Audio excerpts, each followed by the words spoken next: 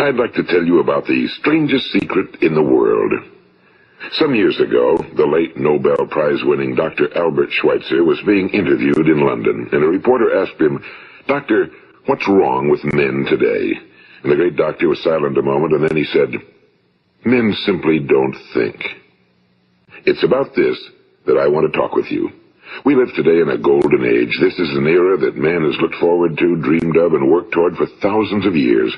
But since it's here, we pretty well take it for granted. We in America are particularly fortunate to live in the richest land that ever existed on the face of the earth, a land of abundant opportunity for everyone. But do you know what happens? Well, let's take 100 men who start even at the age of 25. Do you have any idea what will happen to those men by the time they're 65?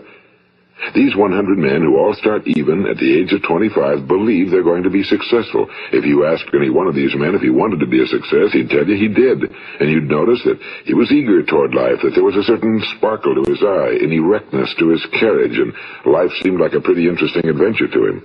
But by the time they're 65, 1 will be rich. 4 will be financially independent. 5 will still be working. 54 will be broke. Now think a moment. Out of the 100, only 5 make the grade. Now why do so many fail? What has happened to the sparkle that was there when they were 25? What's become of the dreams, the hopes, the plans? And why is there such a large disparity between what these men intended to do and what they actually accomplished? When we say about 5% achieve success, we have to define success. And here's the best definition I've ever been able to find. Success is the progressive realization of a worthy ideal. If a man is working toward a predetermined goal and knows where he's going, that man is a success. If he's not doing that, he's a failure. Success is the progressive realization of a worthy ideal. Rollo May, the distinguished psychiatrist, wrote a wonderful book called Man's Search for Himself. And in this book he says, the opposite of courage in our society is not cowardice. It is conformity. And there you have the trouble today. It's conformity, people acting like everyone else without knowing why, without knowing where they're going. Now think of it. In America right now, there are over 18 million people 65 years of age and older. And most of them are broke. They're dependent on someone else for life's necessities. Now, we learn to read by the time we're 7. We learn to make a living by the time we're 25. Usually by that time, we're not only making a living, we're supporting a family. And yet by the time we're 65, we haven't learned how to become financially independent in the richest land that has ever been known. Why? We conform. And the trouble is that we're acting like the wrong percentage group, the 95 who don't succeed. Now, why do these people conform? Well, they really don't know. These people believe that their lives are shaped by circumstances, by things that happen to them, by exterior forces. They're outer-directed people. A survey was made one time that covered a lot of men, working men, and these men were asked, why do you work? Why do you get up in the morning? 19 out of 20 had no idea. If you ask them, they'll say, well, everyone goes to work in the morning, and that's the reason they do it, because everyone else is doing it. Now let's get back to our definition of success. Who succeeds? The only person who succeeds is the person who is progressively realizing a worthy ideal.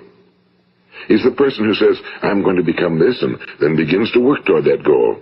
I'll tell you who the successful people are. A success is the school teacher who's teaching school because that's what he or she wants to do. The success is the woman who's a wife and mother because she wanted to become a wife and mother and is doing a good job of it. The success is the man who runs the corner gas station because that was his dream. That's what he wanted to do. The success is the successful salesman who wants to become a top-notch salesman and grow and build with his organization. A success is anyone who is doing deliberately a predetermined job because that's what he decided to do deliberately. But only 1 out of 20 does that.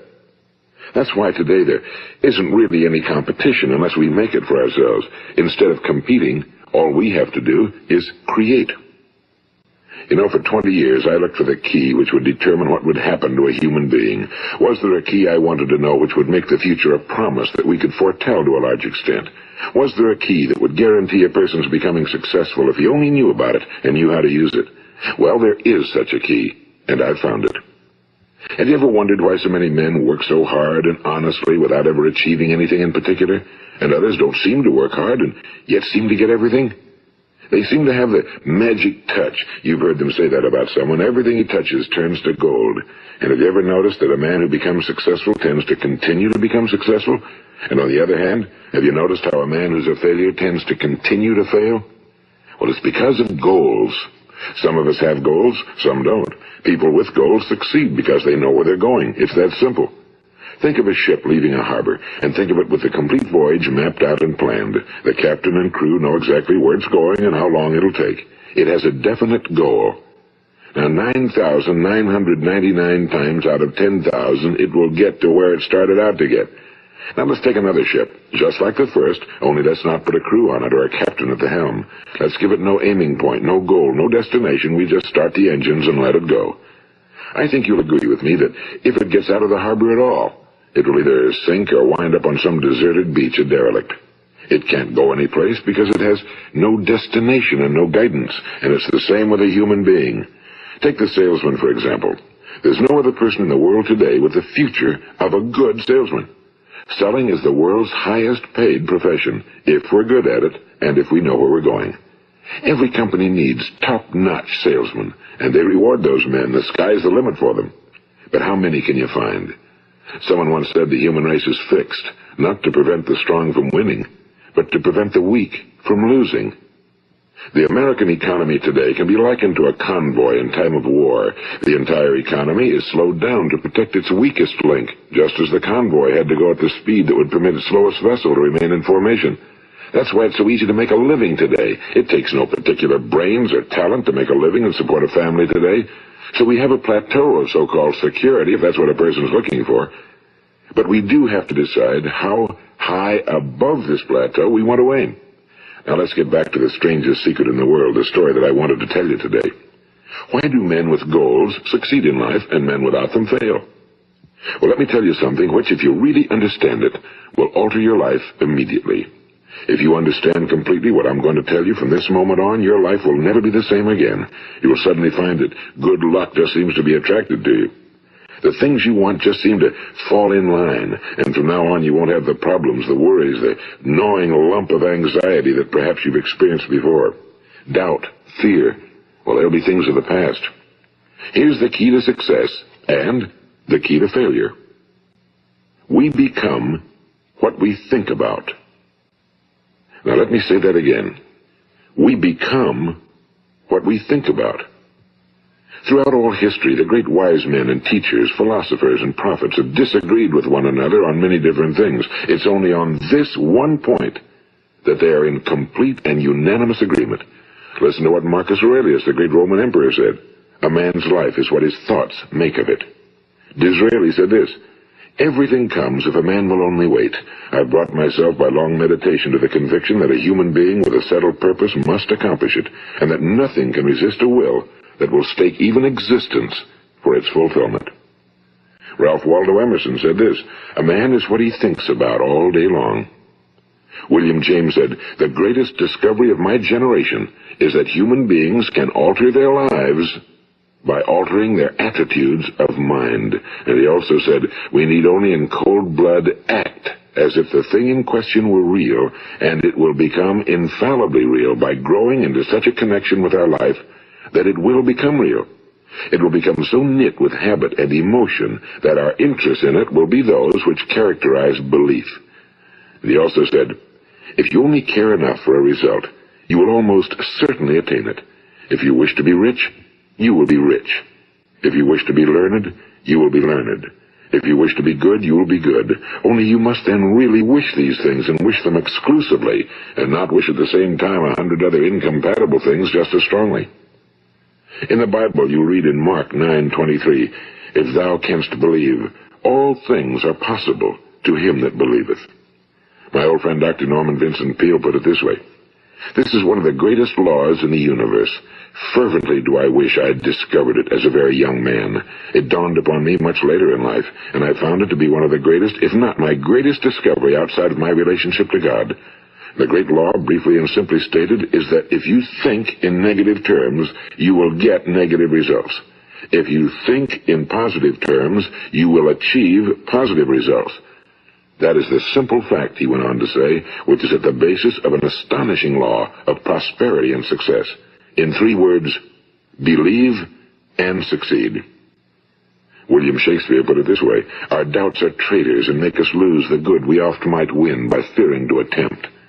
George Bernard Shaw said, people are always blaming their circumstances for what they are. I don't believe in circumstances. The people who get on in this world are the people who get up and look for the circumstances they want, and if they can't find them, make them. Well, it's pretty apparent, isn't it? And every person who discovered this for a while believed that he was the first one to work it out. We become what we think about. Now, it stands to reason that a person who's thinking about a concrete and worthwhile goal is going to reach it, because that's what he's thinking about, and we become what we think about. Conversely, the man who has no goal, who doesn't know where he's going, and whose thoughts must therefore be thoughts of confusion and anxiety and fear and worry, becomes what he thinks about. His life becomes one of frustration and fear and anxiety and worry. And if he thinks about nothing, he becomes nothing. Now, how does it work? Why do we become what we think about? Well, I'll tell you how it works as far as we know. Now, to do this, I want to tell you about a situation that parallels the human mind. Suppose a farmer has some land, and it's good fertile land. Now, the land gives the farmer a choice.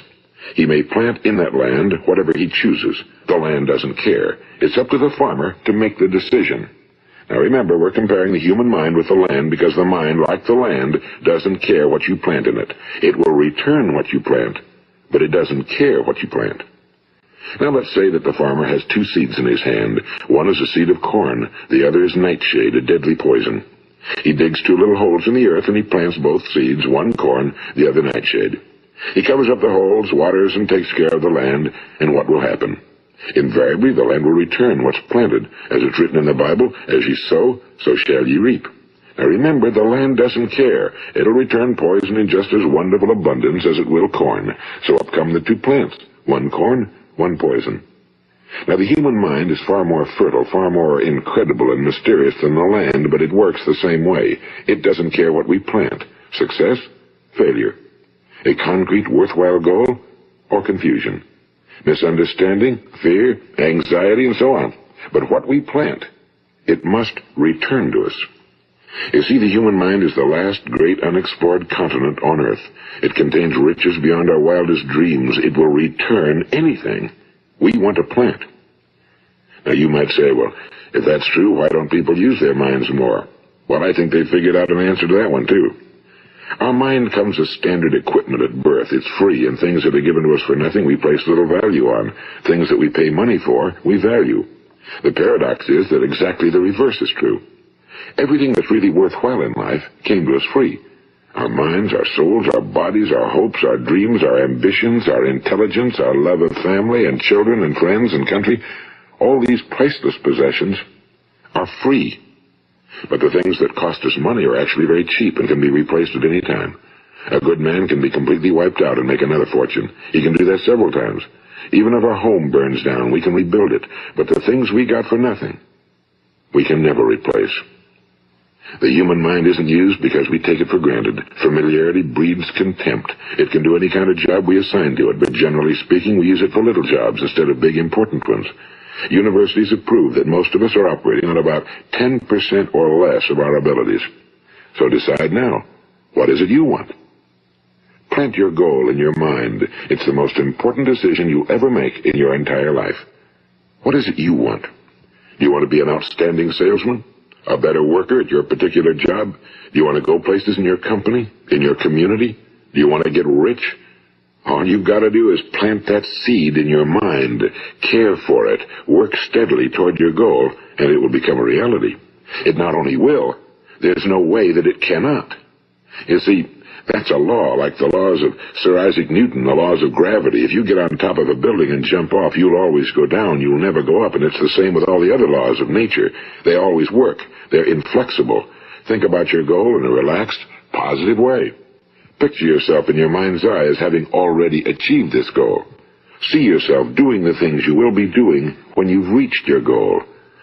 Ours has been called the phenobarbital age, the age of ulcers and nervous breakdowns and tranquilizers, at a time when medical research has raised us to a new plateau of good health and longevity. Far too many of us worry ourselves into an early grave, trying to cope with things in our own little personal ways, without learning a few great laws that will take care of everything for us. These things we bring on ourselves through our habitual way of thinking. Every one of us is the sum total of his own thoughts. He is where he is because that's exactly where he really wants to be, whether he'll admit that or not. Each of us must live off the fruit of his thoughts in the future, because what you think today and tomorrow, next month and next year, will mold your life and determine your future. You're guided by your mind. I remember one time I was driving through eastern Arizona, and I saw one of those giant earth-moving machines roaring along the road at about 35 miles an hour with what looked like 30 tons of dirt in it. A tremendous, incredible machine, and there was a little man perched way up on top with the wheel in his hands guiding it. And as I drove along, I was struck by the similarity of that machine to the human mind. Just suppose you're sitting at the controls of such a vast source of energy. Are you going to sit back and fold your arms and let it run itself into a ditch? Or are you going to keep both hands firmly on the wheel and control and direct this power to a specific, worthwhile purpose? It's up to you. You're in the driver's seat. You see, the very law that gives us success is a two-edged sword. We must control our thinking. The same rule that can lead a man to a life of success, wealth, happiness, and all the things he ever dreamed of for himself and his family. That very same law can lead him into the gutter. It's all in how he uses it, for good or for bad. This is the strangest secret in the world. Now, why do I say it's strange, and why do I call it a secret? Actually, it isn't a secret at all. It was first promulgated by some of the earliest wise men, and it appears again and again throughout the Bible, but very few people have learned it, understand it. That's why it's strange, and why for some equally strange reason it virtually remains a secret. I believe that you could go out and walk down the main street of your town and ask one man after another what the secret of success is, and you probably wouldn't run into one man in a month who could tell you. Now, this information is enormously valuable to us if we really understand it and apply it. It's valuable to us not only for our own lives, but the lives of those around us, our families, employees, associates, and friends. Life should be an exciting adventure. It should never be a bore. A man should live fully, be alive. He should be glad to get out of bed in the morning. He should be doing a job he likes to do because he does it well. One time I heard Grove Patterson, the great late editor-in-chief of the Toledo Daily Blade, make a speech, and as he concluded his speech, he said something I've never forgotten. He said, "My years in the newspaper business have convinced me of several things. Among them, that people are basically good, and that we came from someplace, and we're going someplace. So we should make our time here an exciting adventure. The architect of the universe didn't build a stairway leading nowhere." And the greatest teacher of all, the carpenter from the plains of Galilee, gave us the secret time and time again. As ye believe, so shall it be done unto you. I've explained the strangest secret in the world and how it works. Now, on this side, I want to explain how you can prove to yourself the enormous returns possible in your own life by putting this secret to a practical test. I want you to make a test that will last 30 days. It isn't going to be easy, but if you'll give it a good try, it will completely change your life for the better. Now, back in the 17th century, Sir Isaac Newton, the English mathematician and natural philosopher, gave us some natural laws of physics which apply as much to human beings as they do to the movement of bodies in the universe. And one of these laws is that for every action, there is an equal and opposite reaction. Simply stated, as it applies to you and me, it means we can achieve nothing without paying the price. The results of your 30-day experiment will be in direct proportion to the effort you put forth. To be a doctor, you must pay the price of long years of difficult study. To be successful in selling, and remember that each of us succeeds to the extent of his ability to sell. Selling our families on our ideas, selling education in schools, selling our children on the advantages of living the good and honest life, selling our associates and employees on the importance of being exceptional people. To, of course, the profession of selling itself. But to be successful in selling our way to the good life, we must be willing to pay the price. Now, what is that price? Well, it's many things. First, it's understanding emotionally, as well as intellectually, that we literally become what we think about, that we must control our thoughts if we're to control our lives. It's understanding fully that as ye sow, so shall ye reap. Second, it's cutting away all fetters from the mind and permitting it to soar as it was divinely designed to do. It's the realization that your limitations are self-imposed and that the opportunities for you today are enormous beyond belief. It's rising above narrow-minded pettiness and prejudice. And third, it's using all your courage to force yourself to think positively on your own problem, to set a definite and clearly defined goal for yourself, to let your marvelous mind think about your goal from all possible angles, to let your imagination speculate freely upon many different possible solutions, to refuse to believe that there are any circumstances sufficiently strong to defeat you in the accomplishment of your purpose, to act promptly and decisively when your course is clear, and to keep constantly aware of the fact that you are, at this moment, standing in the middle of your own acres of diamonds, as Russell Conwell used to point out.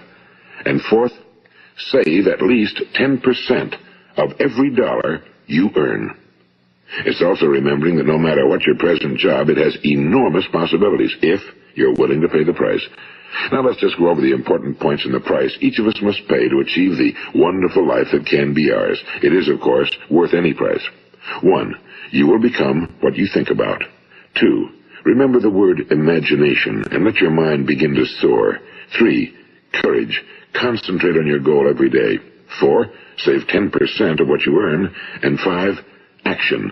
Ideas are worthless unless we act on them. Now, I'll try to outline the 30-day test I want you to make. Keep in mind that you have nothing to lose by making this test and everything you could possibly want to gain. There are two things that may be said of everyone. Each of us wants something, and each of us is afraid of something. I want you to write on a card what it is you want more than anything else. It may be more money. Perhaps you'd like to double your income or make a specific amount of money. It may be a beautiful home. It may be success at your job. It may be a particular position in life. It could be a more harmonious family. Each of us wants something. Now write down on your card specifically what it is you want. Make sure it's a single goal and clearly defined. You needn't show it to anyone, but carry it with you so that you can look at it several times a day. Think about it in a cheerful, relaxed, positive way each morning when you get up, and immediately you have something to work for, something to get out of bed for, something to live for. Look at it every chance you get during the day and just before going to bed at night. And as you look at it, remember that you must become what you think about, and since you're thinking about your goal, you realize that soon it will be yours. In fact, it's yours really the moment you write it down and begin to think about it. Look at the abundance all around you as you go about your daily business. You have as much right to this abundance as any other living creature.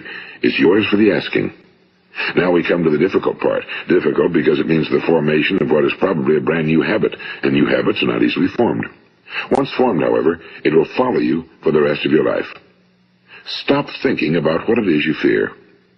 Each time a fearful or negative thought comes into your consciousness, replace it with a mental picture of your positive and worthwhile goal. And there will come times when you'll feel like giving up. It's easier for a human being to think negatively than positively. That's why only 5% are successful. You must begin now to place yourself in that group.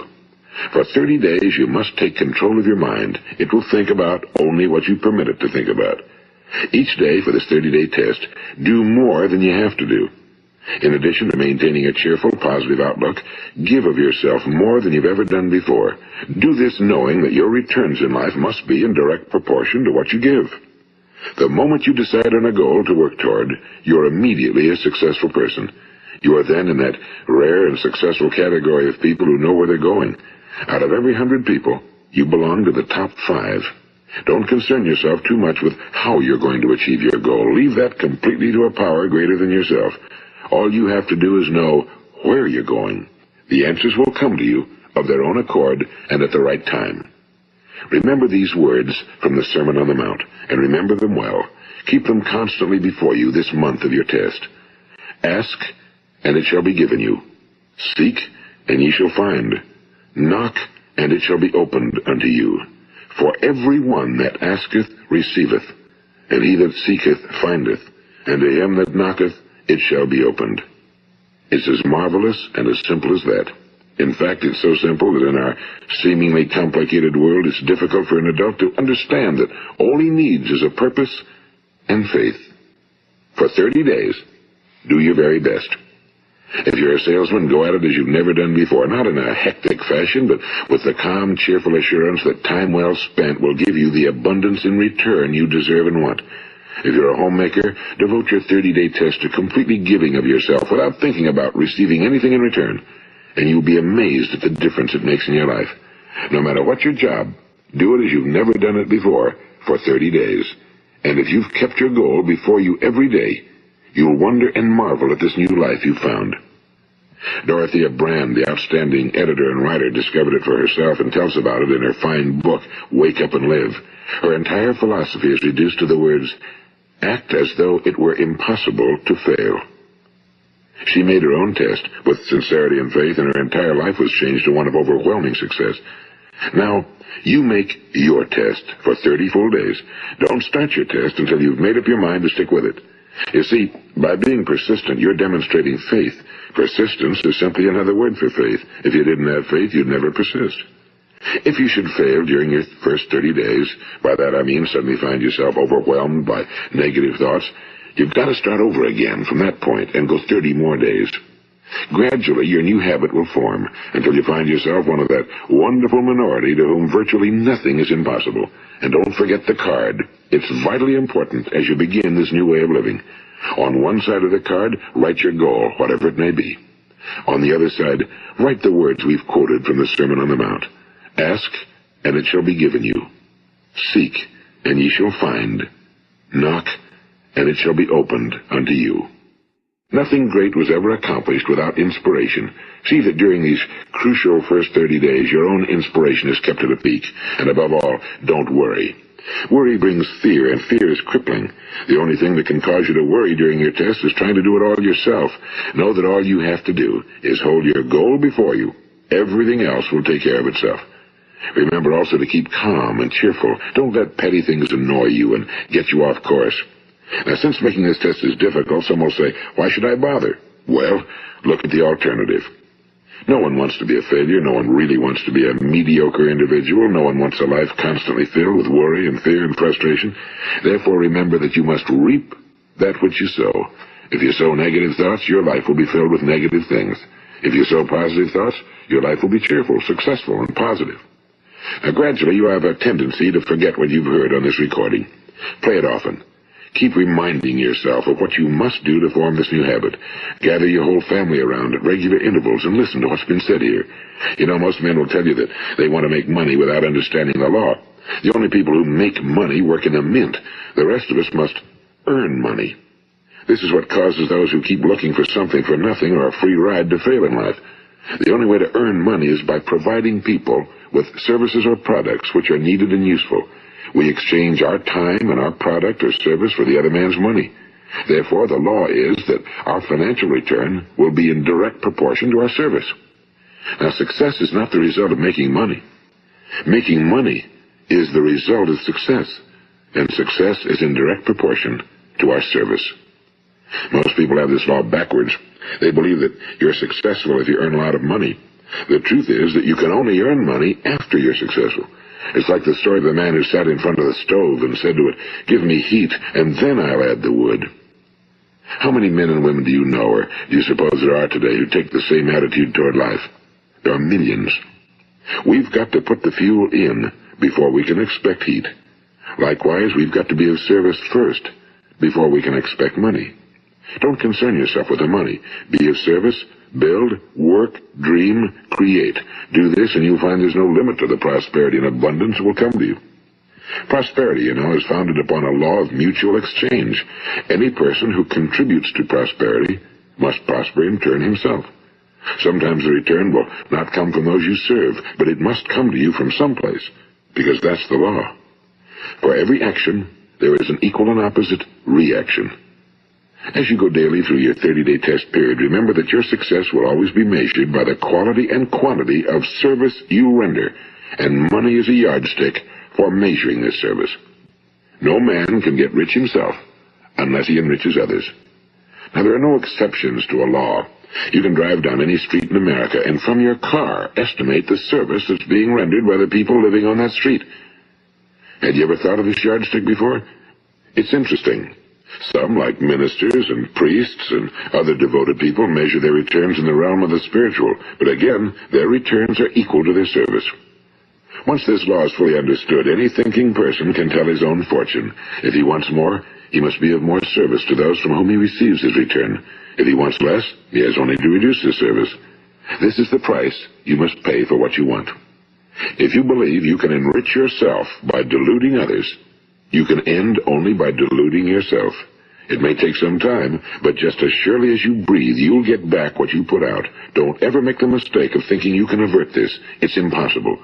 The prisons and the streets where the lonely walk are filled with people who tried to make new laws just for themselves. We may avoid the laws of man for a while, but there are greater laws that cannot be broken. An outstanding medical doctor recently pointed out 6 steps that will help you realize success. 1. Set yourself a definite goal. 2.